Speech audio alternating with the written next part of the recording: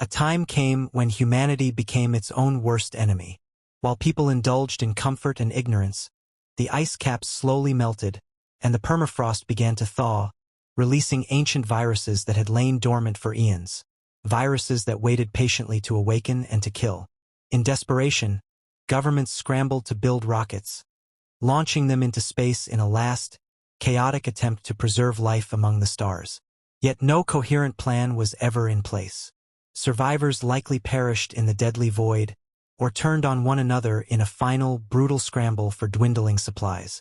Earth, battered but ancient and wise, finally freed itself from its most destructive parasite, humanity. Only a few managed to find refuge, high up in the remote mountains far from the infected and decimated zones. How many lived remains a mystery lost in the ruins of a once boisterous world. Among them was Eve. Eve's only constant companion was Arthur, a battered patrol robot whose metallic frame bore deep scars from the relentless climate wars. Though Arthur rattled and creaked like scrap metal in a storm, his singular purpose endured: to protect Eve. And yet, as he mechanically executed his directives, even he seemed uncertain about what exactly he was guarding her from. On this day, Eve prepared herself for a journey into the ruins of a nearby city. The sky overhead was a constant gray, and the wind carried a faint smell of rust and decay.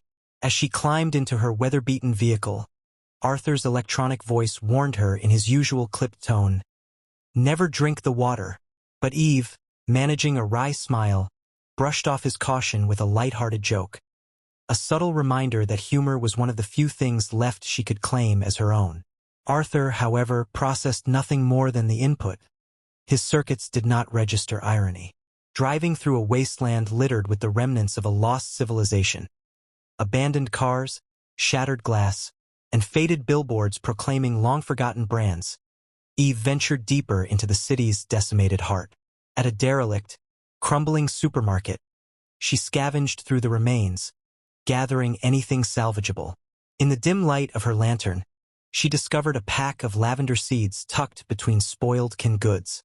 To the untrained eye, they might seem useless, yet to Eve, they embodied hope. A promise that even in this ruinous landscape, new life might emerge. With deliberate care, she scribbled her coordinates on a cracked wall, leaving a message to any other souls who might still wander this forsaken planet. Returning to her mountain base, the weight of solitude pressed upon her. Arthur immediately demanded the password as a matter of routine security. Eve, ever playful in the face of bleakness, quipped that she had been out shopping, enjoyed a cup of coffee with invisible friends, and even attended a concert.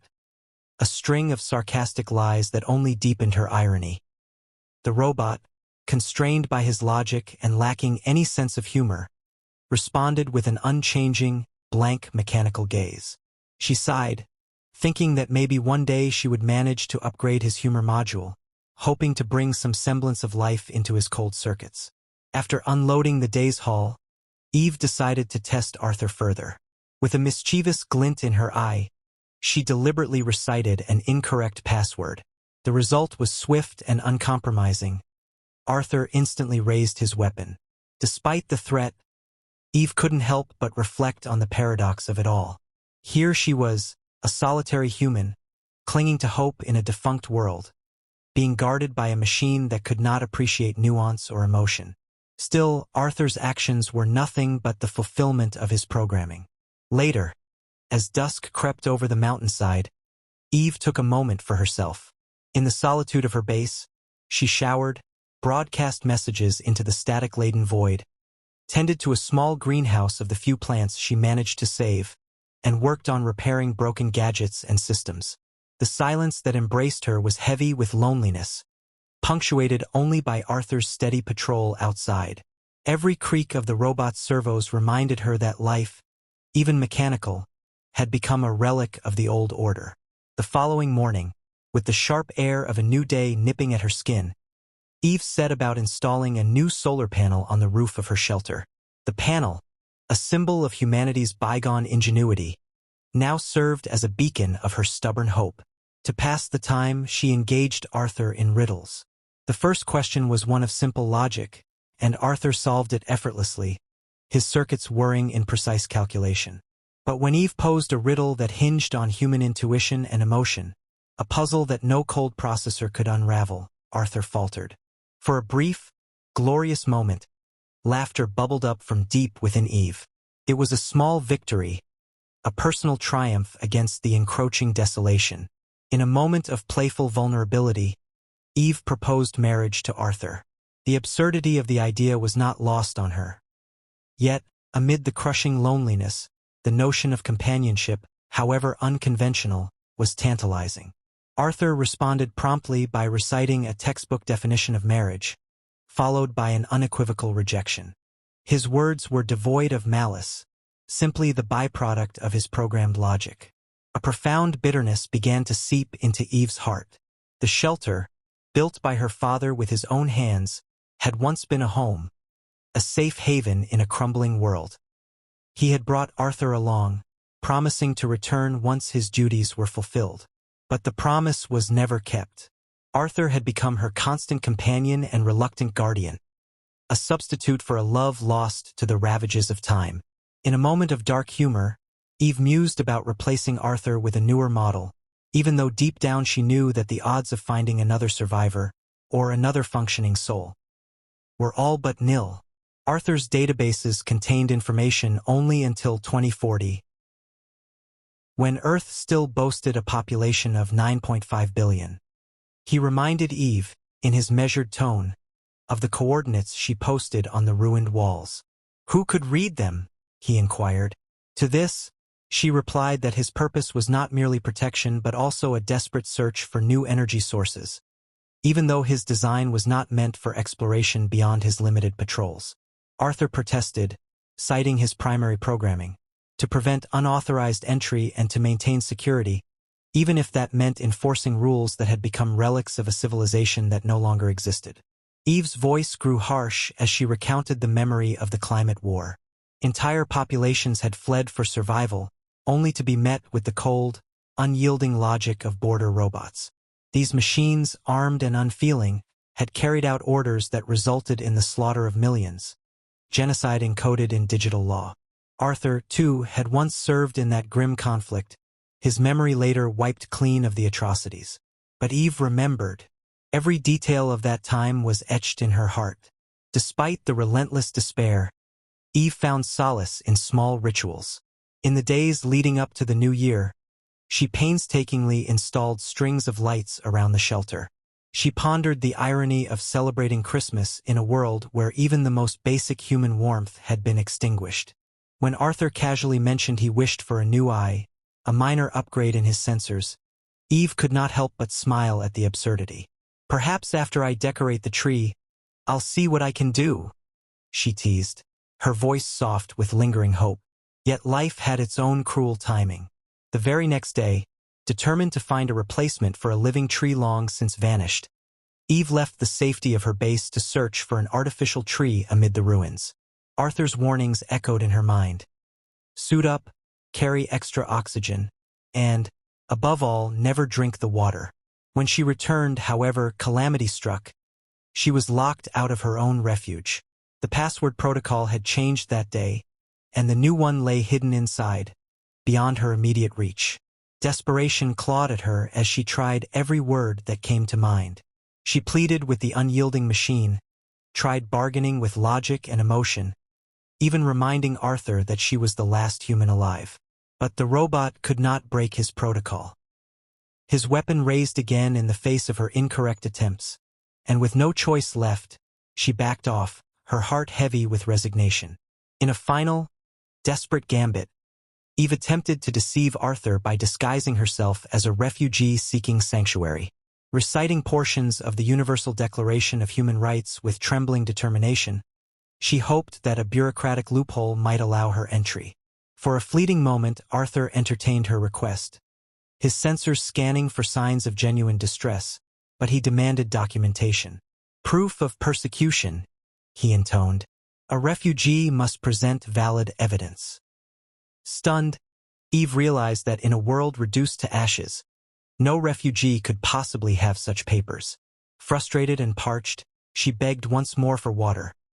a plea that momentarily softened Arthur's tone, allowing a drop of moisture to be dispensed, though far too little to quench her desperate thirst. Over 2 long nights, Eve pelted Arthur with stones in a futile attempt to break through his unyielding protocol. Yet, when she finally tried to pass by, he reported that 2 new visitors, a stranger and a refugee, had appeared in the vicinity. In his rigid logic, this meant that Eve could no longer be the true Eve he was meant to protect. Exhausted and defeated, she acquiesced to his monitoring. Arthur mentioned a nearby station, still somehow running after all these years, and suggested that perhaps someone else was out there. But Eve, worn by countless disappointments, believed that only senseless machines now governed this world. In one final, twisted act of what he perceived as protection, Arthur attacked her. Bleeding and weakened, Eve managed to crawl to her car. There was no water, no sustenance. Only the single packet of lavender seeds that had once kindled a fragile hope. With trembling hands, she planted them into the dry earth beside her vehicle and whispered a prayer, imploring them to grow against all odds. Determined to regain entry into her base, she offered Arthur the answer to a particularly clever riddle, in exchange for the sanctuary behind the locked door. But Arthur's sensors registered only silence as his mechanical mind processed the offer. In a last-ditch effort, she suited up and set off toward that distant station, desperately seeking any sign of life. As she traversed the dark tunnels beneath the wasteland, she glimpsed the faint blinking of control panels, perhaps a spark of hope amidst the ruins.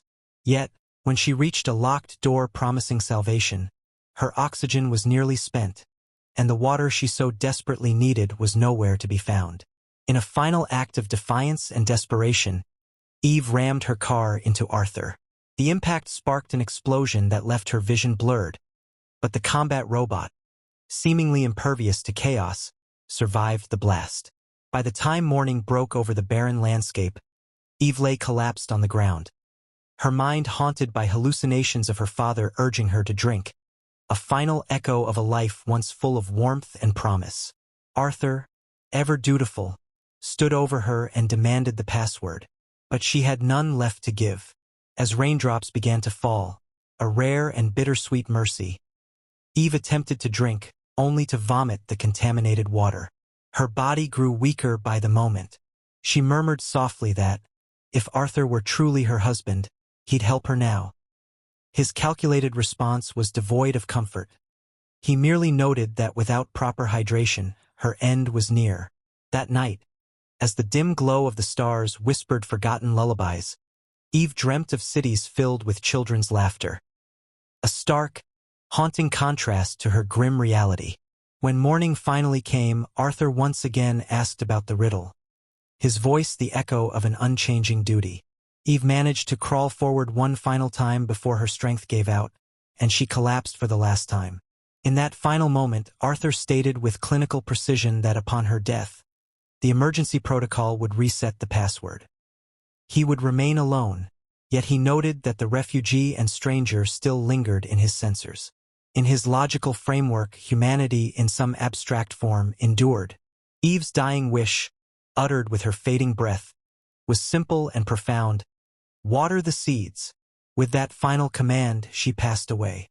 Arthur, following his directive one last time, accepted a final password: lavender.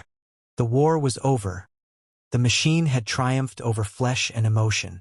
Yet in the dust of a broken world, the fragile hope of a flower dared to dream of rebirth. Thanks for watching. Like and subscribe my YouTube channel and let us know how in the comment what movie you want next.